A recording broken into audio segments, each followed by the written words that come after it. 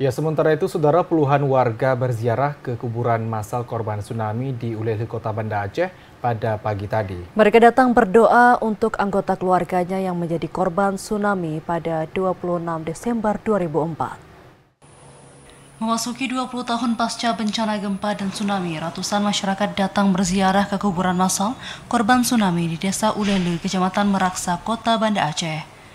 Meski tidak mengetahui keberadaan makam keluarga yang terkena musibah, namun panjatan doa tetap dilakukan oleh masyarakat di lokasi kuburan massal ini. Salah seorang warga Biren, Husnariati, menyebutkan ziarah ke kuburan massal ini rutin dilakukan setiap tahun untuk mendoakan keluarga yang terdampak tsunami. Meski anggota keluarganya dimakamkan tanpa batu nisan, namun Husnariati yakin orang tua, nenek, dan adiknya yang menjadi korban tsunami 2004 lalu dimakamkan di kawasan Ulele ini.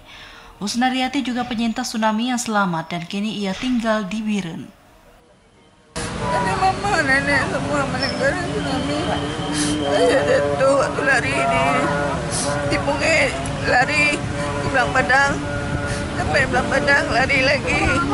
Sampai di Mata Perak jatuh situ. Duduk pingsan, tak tahu lagi orang bawa lari. Saya selamat, adik saya semua meninggal, keluarga semua meninggal. Bu, ibu warga mana, Bu? Saya dari Birun, tinggal di sini tahun 89. Ia berziarah bukan hanya pada peringatan tsunami 26 Desember, tapi juga pada hari besar Islam lainnya. Memasuki 20 tahun tsunami, Syukri mendoakan agar arwah keluarganya mendapat tempat yang layak di sisi Allah Subhanahu wa Ta'ala.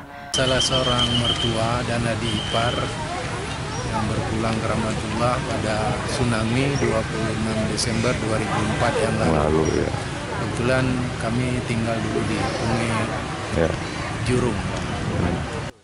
Di kuburan massal korban tsunami Desa Ulele ini disemayamkan 14.384 orang, kemungkinan besar termasuk keluarga Husnariati dan Syukri. Dari Banda Aceh, Fajariana, TVRI melaporkan.